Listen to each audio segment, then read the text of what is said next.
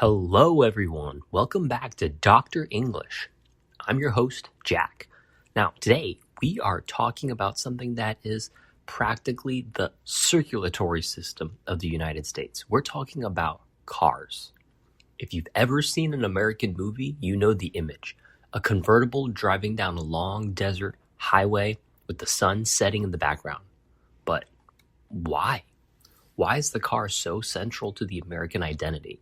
And if you're moving here or just visiting, what are the words and cultural rules you need to know? So fasten your seatbelt, folks. We're going for a drive. Let's start with a reality check. In many parts of the world, London, Tokyo, Paris, big cities, you can live your whole life without ever owning a car. You have trains and buses and subways. But in the US, outside a few big cities like New York or Chicago, a car isn't a luxury, it's a requirement. The US is huge, and it was built, especially after World War II, specifically around the car. And we call this the suburban sprawl. Suburban refers to the areas just outside the city, and sprawl means the spread out over a long distance. Because things are so spread out, you can't just walk to the store. That store might be 5 miles away.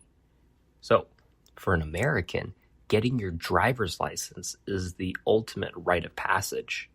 In most states, you can get a learner's permit at 15 and a full license at 16 years old. I remember when I turned 16, I got my driver's license and it felt like freedom. It meant I didn't have to ask my parents to drive me anymore. I was free. So if you're going to talk about cars in English, you need to know the different body styles. Americans don't just buy a car. They buy a specific type of car for the lifestyle. The sedan. This is your standard 4-door car. It's good for a small family. The SUV. SUV stands for Sport Utility Vehicle. This is the king of the American road right now. They're big, they sit high off of the ground, and they have plenty of cargo space. The pickup truck. In many states like Texas or Montana, the truck is a symbol of work and ruggedness.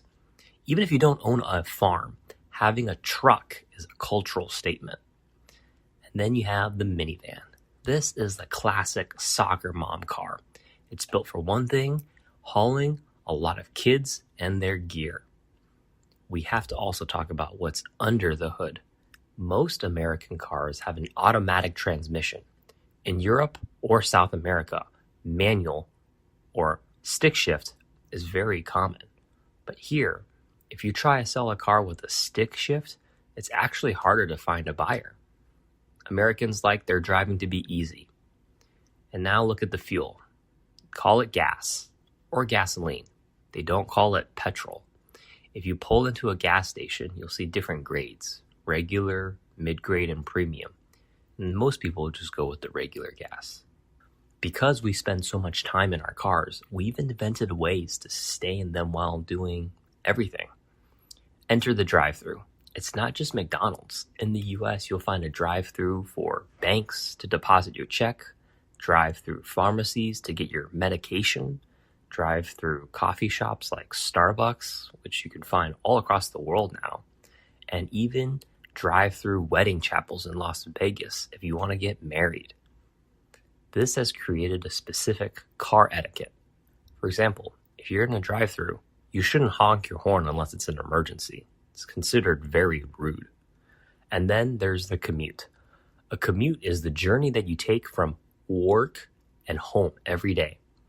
Because of that suburban sprawl, the average American commute is actually about 30 minutes each way. Some people have mega commutes of over an hour. To survive this, Americans love podcasts like this one and audiobooks, so you can turn your cars and listen while you drive to work. Finally, we have to talk about the road trip. In the United States, a road trip is a vacation where the driving is the most important part. You load up the car and the trunk, you grab some snacks, and you drive on the interstate, also called the highway. The interstate is a massive system of highways that connects every state. It's the grandfather of all roads. So during a road trip, you might see a beater on the road. That's a slang term for a very old, cheap car that barely runs. Or maybe you'll see a gas guzzler. That's a car like a big SUV or a truck that uses a lot of gas very quickly. If you're the one driving, you're behind the wheel. If you're the passenger in the front seat, you are riding shotgun. I call shotgun. That's what American kids yell when they want to sit in the front. It comes from the old Wild West days when the person sitting next to the wagon driver is literally holding a shotgun to protect the gold. But now it just means that you can control the radio. So, what's the takeaway? In America, a car isn't just a machine with four wheels. It's really your independence. It's your private space. It's how you access the world all around you. If you're learning English, try to pay attention to how people talk about their cars. They don't just say, I have a car.